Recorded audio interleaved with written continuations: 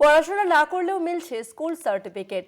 জাল school certificate বিক্রির অভিযোগ স্কুলের শিক্ষক ও স্থানীয় তৃণমূল নেতার বিরুদ্ধে। নদিয়ার শান্তিপুরের একটি স্কুলের ঘটনা। স্কুলের শিক্ষক ও স্থানীয় তৃণমূল নেতার বিরুদ্ধে অভিযোগ উঠে আসছে। জাল স্কুল সার্টিফিকেট বিক্রির অভিযোগ স্কুলের শিক্ষক এবং স্থানীয় তৃণমূল নেতার বিরুদ্ধে। বিস্তারিত জানবো, আমাদের সঙ্গে ফোন লাইনে রয়েছে প্রতিনিধি রূপম রায়। রূপম, ঠিক কি অভিযোগ উঠে আসছে? দেখো, প্রথমে একদিকে এসআইআর অর্থাৎ স্পেশাল ইনসেনটিভ রিভিশনের যে আবহ তা চলছে, ইতিমধ্যে খসড়াও প্রকাশ করা হয়েছে নির্বাচন কমিশনের পক্ষ থেকে। কিন্তু এই এসআইআর এর আবহে অর্থের বিনিময়ে জাল স্কুল সার্টিফিকেট বিক্রির অভিযোগ উঠছে, আর যা ঘিরে এখন রীতিমতো রাজনৈতিক চাঞ্চল্য দেখা গেছে নদিয়ায়।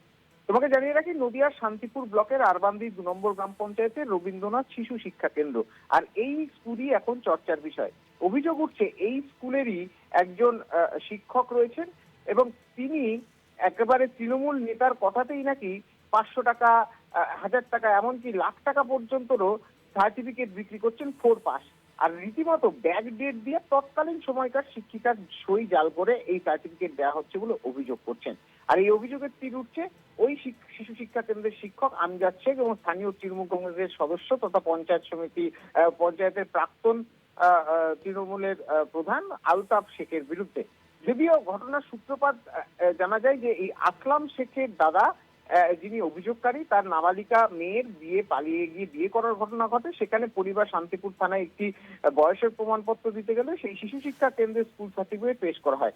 সেই সার্টিফিকেট মেয়েকে সাবালিকা হিসেবে দেখানো হয়েছে, কিন্তু পরিবারের দাবি প্রকৃতপক্ষে মেয়ের বয়স 17 বছর। প্রশ্ন উঠছে, তাহলে কিভাবে সাবালিকা হলো? পরবর্তীতে পরিবারের পক্ষ থেকে স্কুলের শিক্ষক যিনি অভিযুক্ত আমজাদ শেখ, তার সঙ্গে কথা বলা হলে তিনি জাল সার্টিফিকেট দেওয়ার বিষয়টি স্বীকার করেছেন বলে এমনটা দাবি করছে পরিবার। সেই কথোপকথনের ভিডিও ইতিমধ্যে আমাদের কাছে এই পরিবার তুলে দেওয়া হয়েছে। তবে এই ঘটনা অর্থাৎ আসলাম শেখ কিন্তু রীতিমতো জানাচ্ছেন যে তিনি ওই স্কুলে পড়াশোনা পর্যন্ত করেনি। যেহেতু তিনি রীতিমতো এই ঘটনা নিয়ে সরব হয়েছেন, তাই তাকে সেই স্কুলের একজন প্রাক্তনী হিসাবে তাকেও সার্টিফিকেট দেওয়া হয়েছে। আর তিনি যখন স্কুলে পড়েননি, তার যখন রেজিস্টারে নামই নেই, তাহলে তিনি সার্টিফিকেট পান কি করে, তারও প্রশ্ন তুলেছেন এই অভিযোগকারী।